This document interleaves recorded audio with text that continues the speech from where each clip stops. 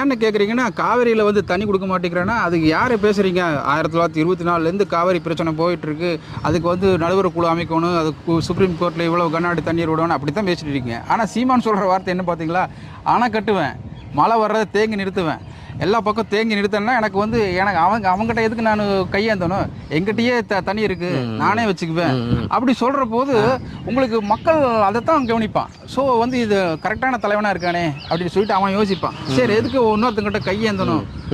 அப்படி ஒரு சூழ்நிலையில போற போது இவன் வந்து கரெக்டான தலைவனா இருப்பான் போல் இருக்கு அப்படின்னு சொல்லிட்டு இவன் சரியான தலைவன் அப்படின்ட்டு தான் அவன் சொல்றான். ஸோ இந்த காவிரி பிரச்சனையுமே இப்படி பார்க்குற அணுகிற போது மற்ற கவர்மெண்ட் ஹாஸ்பிட்டலும் சரி, மற்ற ஸ்கூலும் சரி, மற்ற அடிப்படை வசதிகளும் சரி, குடிநீரும் சரி, லைட்டும் சரி, இதெல்லாம் வந்து எப்படி அணுகுவார்னு சொல்லிட்டு இதுலேயே ஒரு பிரபகாண்டம் பண்ணிடலாம். அதனால தான் வந்து பார்த்தீங்கன்னா சீமான் கத்த எல்லா மக்களும் அவங்ககிட்ட போய் பின்னாடி நிற்கிறாங்க அப்படிங்கிறது யதார்த்தமான உண்மை. சரி நமக்கு